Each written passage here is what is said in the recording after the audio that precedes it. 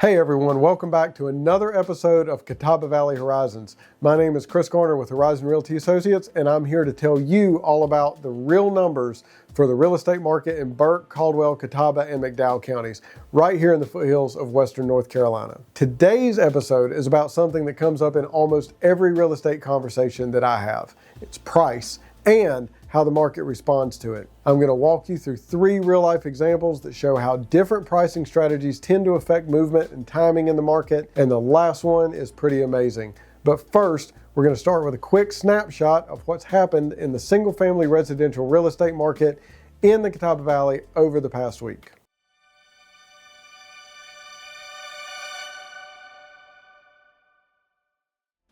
There have been 82 new listings come on the market. 84 homes have gone under contract and 42 have closed. There were 21 listings withdrawn from the market and 11 expired. We saw 9 price increases, but most importantly, in my opinion, we have seen 111 price decreases. If new listings were outpacing homes going under contract, additional inventory pressure would build.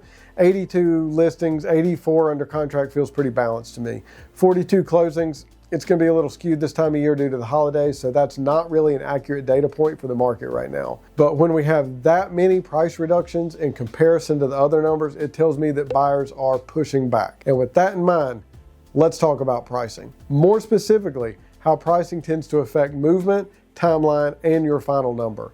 I want to be very clear up front. We never get to see the full picture of any real estate transaction from the outside looking in.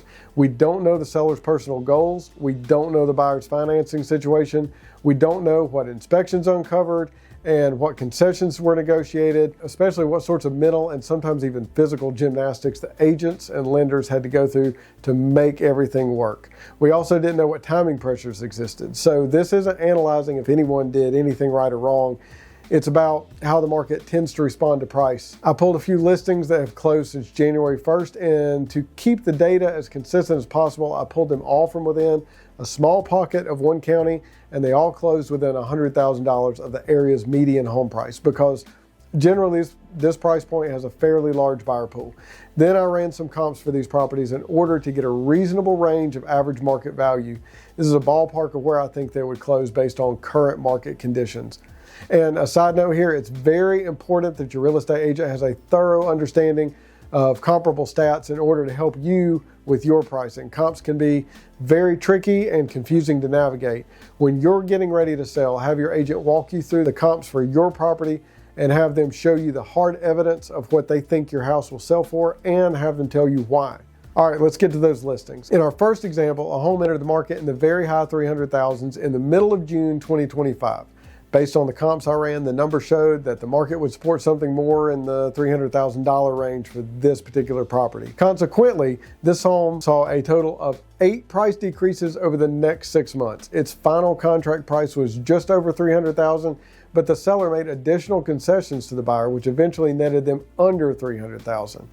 What we see here is a long overall timeline from list to close, more than a few price adjustments, which can signal some weakness to buyers, seller concessions at the closing, and final net price that eventually settled closer to the range that buyers had been supporting the entire time. It's not that it didn't sell, it obviously did. The important part is how long it took the market to get there. Pricing higher obviously didn't help the seller profit more, but it drastically impacted their timeline.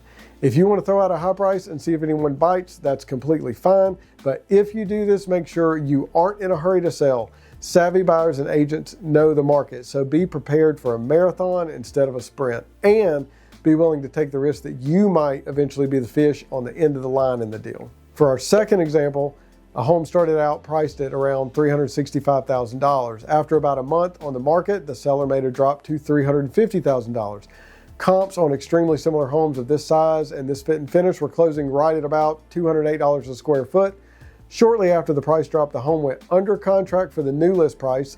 The seller made some small concessions, but they were able to get it sold at $211 per square foot in under a month and a half. This to me represents the majority of the activity we're seeing right now. The home came into the market slightly overvalued, but not drastically, and I'm going to assume by the nearly 5% price drop that showing activity may have been slower than the seller wanted, and they made a move to align more with the market, and that sealed the deal. One more I want you to look at, and this one is really fun to check out. You might think the days of selling over list price are dead and gone, but they still pop up every now and then. This home came on the market at $370,000. Comps put this home somewhere between $375,000 and $395,000. It went under contract with multiple offers within a day and closed with a seller net of about $382,000. Now, without knowing all the details, this seems like it was a great situation for the sellers. They seemingly priced strategically to sell fast, and they ended up getting more than they wanted. There's an old adage from the financial world, the market always speaks, and that holds true in real estate as well. You can slap any price you want on a house, but it's going to be exactly worth what someone's willing to pay for it. What's interesting about all three of these examples is that they ultimately landed in roughly the same place the market supported. The difference wasn't where they sold, the difference was how they got there. Pricing doesn't just influence the final number, it influences momentum, leverage, and timeline.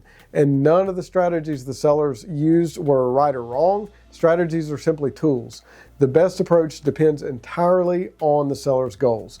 And while we're on the topic of pricing, I want to show you something that I have listed right now that I think is a great deal. 3125 Bear Paw Avenue Northwest in Valdez.